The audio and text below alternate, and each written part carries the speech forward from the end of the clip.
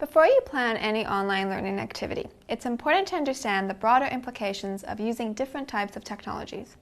Technologies can be roughly divided into two categories: institutionally supported and open access.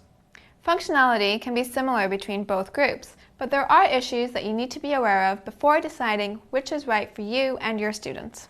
Closed systems are often referred to as learning management systems or virtual learning environments. Examples include Blackboard or Moodle. Often these systems include an integrated range of technologies such as discussion forums, information storage, blogs, wikis, and assignment submission. They can also integrate grading and administration tools. They may even include some open systems that the institution decides to adopt. An institutional's IT or learning and teaching department usually supports these systems centrally, meaning that training and technical help are often readily available. There are several benefits of using institutionally supported systems. Students and teachers can usually access all systems easily from one place with one password.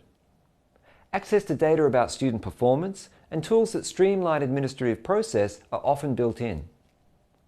Teachers will usually have immediate help available from their IT or learning and teaching department.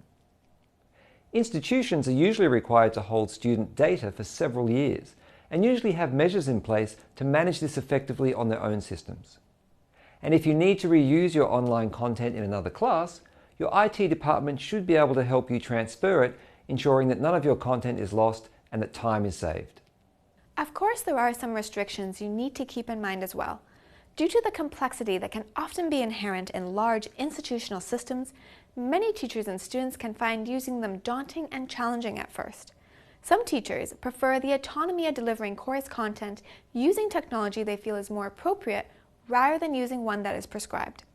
And large systems may not be able to facilitate certain activities or functions, as well as some more specific open systems.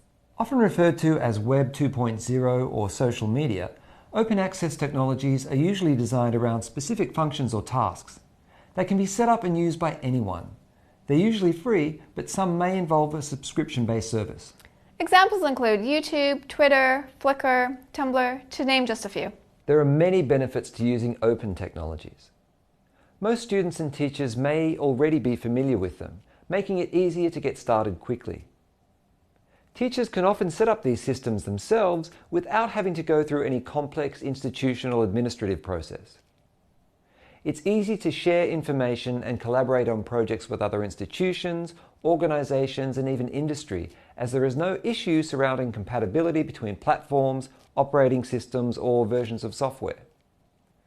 Most open technologies have a range of privacy settings that can be controlled by teachers or students. And there is usually an abundance of support available in online forums and help sections of various websites, but you have to know where to look for it. So what are the downsides to using open technologies? Well, they are not integrated into institutional administration systems. This means that you usually have to manage giving students access manually and manage or submit grades separately.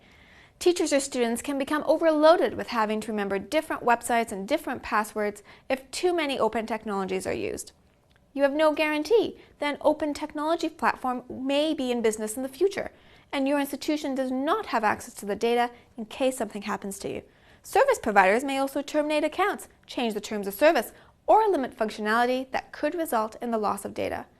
And an institution may not offer technical support for the open technologies. When using open systems, teachers have to be rigorous in providing appropriate privacy for their students, otherwise they may be held personally responsible for issues that may arise. Or if a teacher or student breaches copyright, they may also be held personally responsible. The line between the use of institutionally supported systems and open technologies is increasingly becoming blurred. You may want to consider a more integrated approach that draws upon the benefits of both. The important thing is that you first investigate what technologies and policies your own institution has in place. Think about what support is already available to you, the practical implications of different technologies, and what functionality will most help your students achieve the learning outcomes you've set for them. It is also useful to speak to colleagues about what has worked for them and any suggestions they might have for you. Now that you've had some time to consider, I recommend taking a look at the related activities so that we can help you determine which type of technology might be best suited to your own purposes.